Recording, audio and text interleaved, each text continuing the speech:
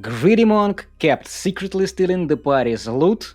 The DM went along with it for a long time. Have you seen this a lot? A greedy party member that's always hoarding loot? I didn't give a lot of loot to my players. You didn't? No. It's not a big deal in your game? It should be, but I'm too lazy to prepare it. Oh, most of the parties that I run or am in, they split it up. All right, well, let's see what they do to this greedy monk. Monk don't need a lot of loot. Yeah, why does a monk need loot? Monks need like tattoos. They don't even wear shoes. Yeah, I don't even know what to spend them on. All right, so this was a long time ago, and it still kind of baffles me. And I'm not 100% sure about the specifics of how the monk managed to pull all of this off. I've tried to explain it the best I could, okay? So this person's even baffled by why this monk was this way. Chapter 1, Game Information. It was an online game of D&D 5e played primarily through voice chat. I was invited to the game by an online friend who was friends with the DM, so a friend of a friend. The rest of the party was filled up by players who responded to the DM's game ad online somewhere. Also, a higher level campaign. I think we started at about level 8, and the DM was pretty generous with experience points. So I guess they're leveling up pretty quick in this game. They are already at level 8, yeah. They are rushing through the God mod. Well, they started at level 8. Chapter 2, The Monk. The problem player was a tabaxi monk. Tabaxi are cat people, right? Yeah, furry. He says he was kind of a douche and also the type of min-maxer who would keep talking about how awesomely his character is designed and how we can't even compare and would lord it over us from time to time. And edgelording. Yeah, probably. I mean, it's kind of hard to set yourself against the whole party without being an edgelord and a min-maxer. There's a combo. All he needs is a little rules lawyer and he will be the worst player ever. I think that min-maxers are somewhat of rules lawyers, no? Sometime. I think most min-maxers I've played with are only rules lawyers for themselves. True rules lawyers will argue against every player in their group if they violate a rule. Min-maxers don't care about that, right? Yeah, min-maxers only care about their own character. So a few times, this got him into trouble. I guess this bragging got him into trouble. We had to save him, and he always whined that he should have been able to get out of it by himself whenever that happened, because he's min-maxed out the perfect character. I don't even know what the point of playing the game is if you assume that there is no challenge at all. There is no point in this, and there is no point in cheating in the game. They equally pointless things. Yeah. Especially in ttrpg. In any game, but in ttrpg it is extremely stupid. You're taking all of the game out of the game. Yeah. After that, remove just role-playing and dice rolls also. They suck. I guess get a microphone and tell a story. Yeah. That's all you have left. DM will roll with who you meet, and you will roll how you beat. Yeah. So we were in a town, or when we were in a town, or any type of civilization, he'd also sometimes go off on his own. So there you go, edgelord, like you said. We didn't think much of it. The DM occasionally role-played separate scenes for each player whenever there was a need for it, and the rest of our characters also sometimes went on their own errands. Monk's character was also the typical insufferable lone wolf. So you were right. He's an edgelord and a min-maxer. He's edgelord in this game. So none of us even really wanted to roleplay any more than necessary, and thus didn't inquire further about this character. How do you deal with that? I mean, have you had that, like an edgelord who refuses to be with the party in one of your games? I was in a group where one girl was not a edgelord by herself, but she was edgelordy a lonely wolfie because she was constantly on her phone. So she didn't know what was happening around, and she was just rolling with whatever is happening. I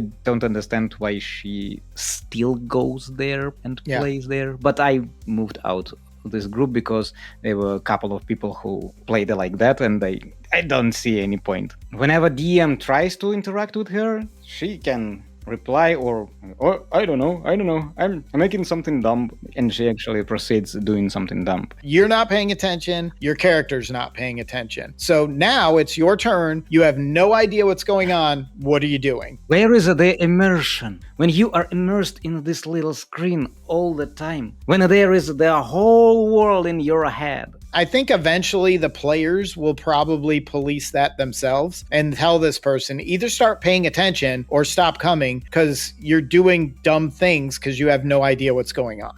You're hurting us, the rest of us who actually want to play the game and not be on our phones. Chapter 3. Trouble is brewing. The trouble began. I think the trouble already began when this person was let in this group. But the writer says the trouble began when the DM seemingly began to be very stingy with loot. It had been steadily growing worse over the course of a few sessions. Soon enough, we'd fight through a whole dungeon and see that about half the treasure chests and such would only be half full, or they'd even be completely empty, as if somebody had already pilfered them. Also, no magic items found by any of us for several sessions. Before that, we'd find at least one per session, or a small one that was mostly for flavor. It was very high magic setting, so I thought the DM was had simply decided to be a lot more strict with loot, so I didn't say anything. So they're starting to notice signs that something weird is going on, but right now they think it's the DM that's the problem. He's just stingy like you. It is the DM. Well, it is, but not the way they think, I think. Eventually. Right. They're going to find out here shortly. At one point, we were fighting an undead warlord who stole the ancestral sword of my character's family. But when we got through this castle into the treasury, the sword wasn't there. And again, half the treasure chests were empty. I thought it was simply a plot hook and that the DM will follow back on the sword's real whereabouts later. So despite the initial disappointment, I didn't give it much thought. All right, so now this is a character's backstory that the DM has tied into this campaign with this ancestral family sword. This was supposed to be his big moment. This other character, their big moment, and they get no big moment because the monk stole the sword that he can't even use or won't. How did he pull this off? I don't know. I think we're going to find out. I hope we're going to find out. Do you have any theory? I'm guessing that this edgelord monk is going off by themselves in the dungeon and stealing everything, but I don't understand how, because they fought the warlord. Yes, they said they fought the warlord. So how did he get the sword away from this guy without fighting him? I have a theory. He might pull off some maybe like mind-bending spell or some skill, or maybe he stops the time, and when everybody is frozen, then he steals the loot. And this is what he has to work with the DM, of course, because otherwise it is impossible to do. He has to interact with the world, and the DM is the world. Well, this is my wild theory. It could be as simple as while the others are fighting, the monk is looting, and he's sending messages privately to the DM saying, I'm going to look in this chest while nobody's looking. But the DM should be allowing perception rolls or using passive perception to see if anybody sees him doing this. And active perception would work as well, because if they are fighting, they will see that the monk is doing nothing during his turns. The next session, we were supposed to go to some forgotten temple and retrieve some artifact from there. We went inside, and as usual, the monk went first to scout. There we go. He's scouting. Right. We thought that.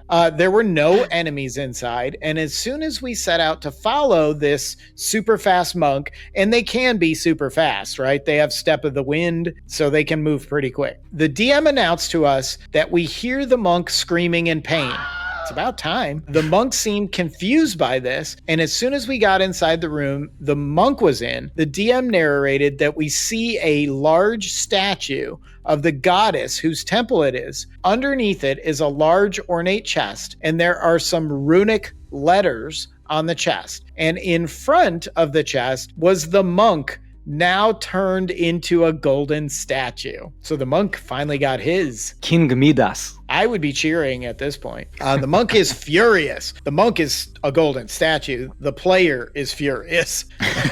So the monk was furious, started an argument with the DM, and it got heated. They eventually took it to a private chat, and unsurprisingly, the monk was out of the game not long after. I was just mostly confused by what just happened. I think the DM finally had enough of the monk and said, all right, you just got yourself in a trap. And then the monk was mad because he probably had 93 skills to prevent himself from falling in that trap. And the DM just said, tough crap. You've been edgelording long enough. Yeah, do not go scouting and looting everything. This is the origins of party splitting. He must have had like a bag of holding or never-ending pockets or something, because where's he putting all this loot that the party never sees him with any of it? Was he going to sit on it like a dragon, hoard all of this useless loot for him? He can barely use anything. Like, this is fake money. Why are you hoarding fake money? You're so greedy that it extends all the way into your fictional game? Yeah, dragons also, I don't understand why dragons also hoard all of that gold. I don't either, but I like it because when you beat them, you get to get their gold and stuff in-game. That's always fun. Yeah, you get to do all these random rolls for magic items and stuff. It's pretty cool. He was aiming to become a dragon at some point. Maybe he was a dragon in disguise as a monk. It would make sense. I guess we didn't get that far because he got thrown out of the game. But for now, he acts like a kobold rather than a dragon. Chapter 4. The DM's reveal. Oh, we're about to find out what happened for real. The DM's going to spill all. He writes a tell-all book. The DM then explained to us what was written on the chest was a warning that only those blessed by the goddess can open the chest and anyone else will be cursed. He also told us that the monk was apparently stealing from the party for the longest time. Not apparently. The DM was letting him steal. Supposedly. Yeah, apparently he was stealing from the party. I just found this out today. The DM was in on it. The whole time. In the sense that he was looting treasure from the dungeon whenever he went ahead and keeping some of it for himself without telling the rest of us. This is the DM allowing it because all of these rooms that they went into that they had to fight things in and he had already looted the stuff. How did the things not see him? He is like 20 on stealth. Every single time? That's crazy. The DM should not have allowed that. I mean, if you want to try to steal, make your rolls, but eventually you're going to fail one and the party's going to be on to you. Every single time. So he was min-maxing every stat to min-max his stealth, so he is almost invisible. He's all 20s. He can't do anything else but go in stealthy. I would say his wisdom was a 1 because he's just a greedy and a terrible player to play with. So at first, it was apparently small stuff. Yeah, thieves always start small and then they get more brazen as they get away with it, even in real life. They have a taste. And then they get bigger and bigger until they get caught. That's what always gets them caught. They don't get that much dopamine anymore. Otherwise, they would stick like drug addicts. Every time it is growing. Every time. And it obviously did with this guy. He'd then present the rest of the treasure chest contents to the party while keeping his hidden stash in several bags of holding. Who has several bags of holding? The writer says, in parentheses here, we were all allowed to spend starting gold on magic items with price based on their rarity. So apparently he must have bought all these bags of holding because when he created his character, he was planning on doing this the whole time. Sometimes he'd apparently even lock the treasure chest after looting what he wanted from it to make it seem like he just discovered it. I don't know. It does sound a little interesting, in fact. I think if I'm in this group, oops, I slipped and my dagger repeatedly punctured the monk.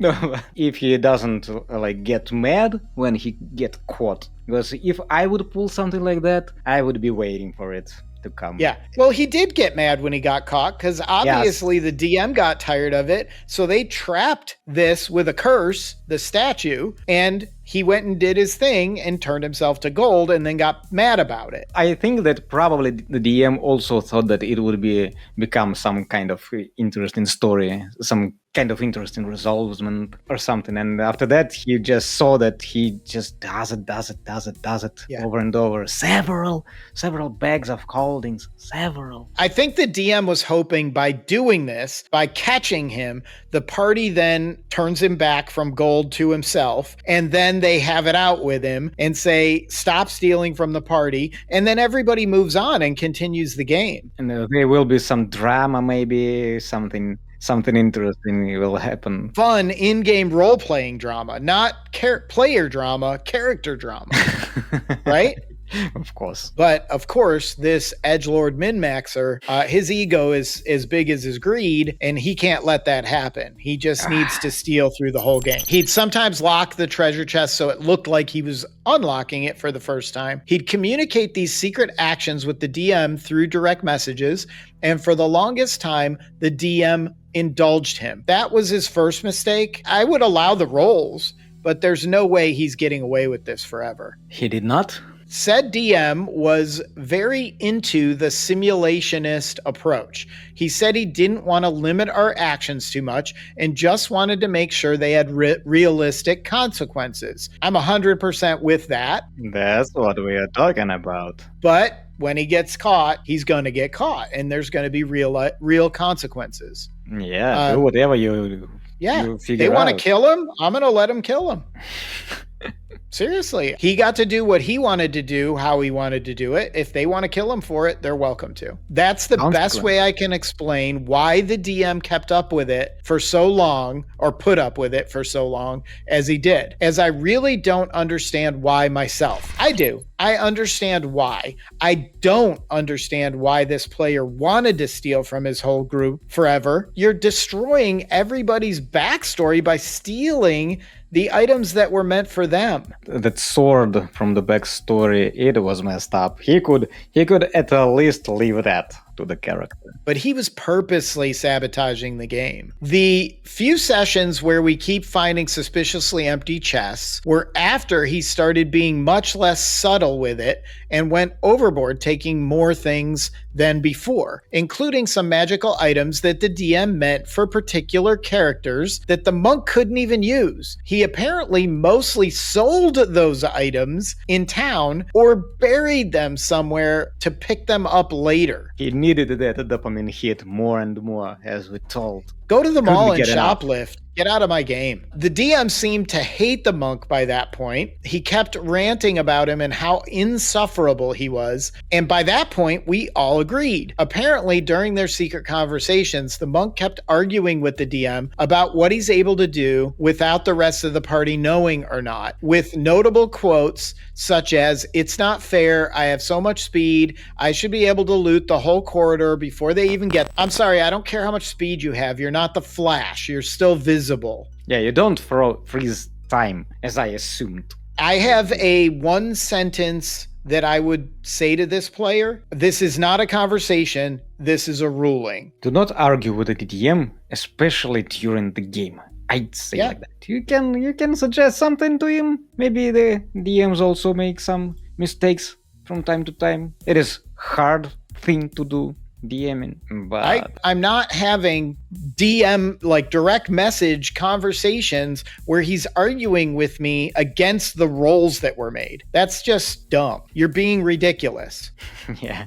They also have eyes, you know. Yes. They have perception. Where are perception rolls? He should have led the party roll perception checks. Because it is impossible. We are going all like 4 of us, okay? Even if there are 5 of us, we can see that Monk is somewhere every fight. Yeah, he's always gone and never where he's supposed to be. So finally, the other players get to see what's inside those bags of holding, those several bags of holding that he carried. And there were still several magic items in there. One of the said items being the ancestral sword of my character's family. Yes, he stole that one too. The DM wanted to teach the monk a lesson, and that trapped chest that turned him into a golden statue was meant to be his lesson, per what the DM told us. It wasn't meant to be permanent. The goddess whose temple he wanted to steal from would turn him back after a few hours and give him a chance to seek redemption somehow, but the monk left the game, so it was turned into a permanent thing.